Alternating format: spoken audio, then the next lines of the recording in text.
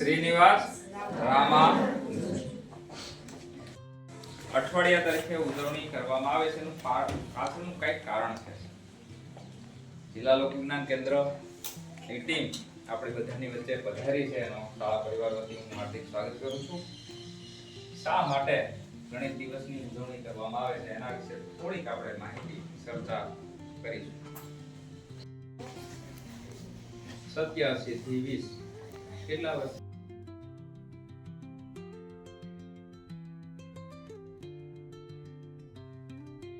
આપણે યાદીમાં આપણે પહેલો સેટેલાઇટ જે છોડ્યો ને એ આર્યભટ્ટ.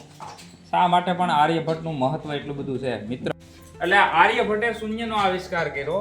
આ ઉપરાંત એનો સરસ મજાનો જે ગ્રંથ છે આર્યભટ્ટીય, જેની અંદર ખગોળશાસ્ત્રને લગતા એના સિદ્ધાંતો આપેલા.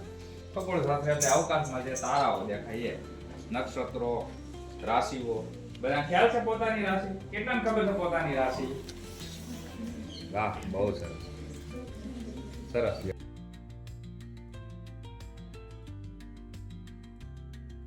વેલ્યુ આપને ખબર છે 3.14, બરોબર. પણ પાઈ એક એવી સંખ્યા છે 22 / 7. કેટલા મેં કીધા? 22 / 7.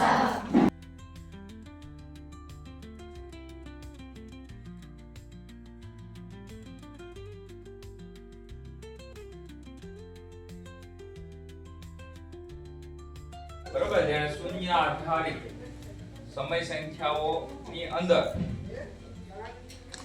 ઘણા બધા એને નિયમો આપ્યા. શૂન્ય માટે સરવાળા, બાદબાકી, ગુણાકાર અને ભાગાકારના નિયમો આપ્યા. આપણે શીખીએ છીએ કે શૂન્યનો કોઈ પણ સંખ્યા સાથે ગુણાકાર શું થાય?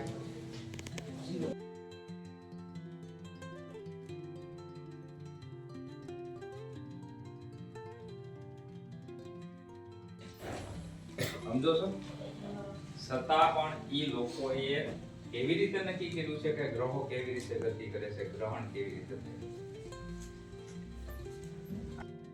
એક છે એનો ટેક્સી નંબર, બરોબર. અને બીજું હમણાં આવશે એનું કોયડો, જે સ્લાઇડ ની અંદર આ સ્લાઇડમાં એના વિશે આપણે થોડી માહિતી પહેલા તમે આ દોરી લો, પછી હું તમને સમજાવતો રહું તમારે શું કરવાનું.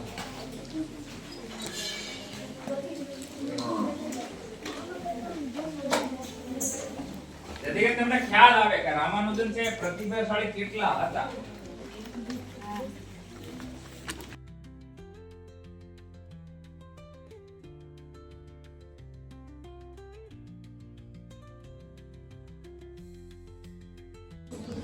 બાવીસ વત્તા એનો આડો સરવાળો થોડીક ઝડપ કરજો.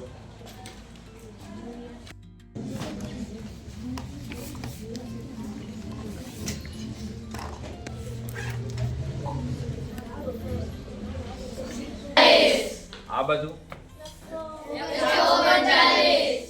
મતલબ કે કોઈ પણ દિશામાં તમે સરવાળો કરશો બધો કેવો આવે છે? ક્રોસમાં કર્યો? કેટલો આવ્યો? 139. અચ્છા, ચારે ખૂણાનો સરવાળો કર્યો? કેટલો આવ્યો? 139. આને કહેવાય મેજિક સ્ક્વેર. શું કહેવાય? Magic square. ચાલો હવે અહીં ધ્યાન આપો. 22/1887. તો આ ની ઉપર એને એક સરસ મજાની ફોર્મ્યુલા બનાવી. ફોર્મ્યુલા હમણાં આપણે પેલા દઈ દઈએ, બરોબર? પછી હું તમને સમજાવું. ફોર્મ્યુલા યાદ રાખવી એ સરળ છે. A B C D. પહેલા તમારો જન્મ તારીખ, પછી મહિનો, પછી જે વર્ષ હોય 4 આંકડાનું હોય અને 2 ભાગમાં વિભાજિત કરવાનું. રેડી? પછી આને ઊંધું C B. હવે અહીંયા A D, અહીંયા ઊંધું D A. તમે સિક્વન્સ જુઓ તો A B C D, A B C D, A B C D, A B C D એકે રિપીટ થતા નથી. આડા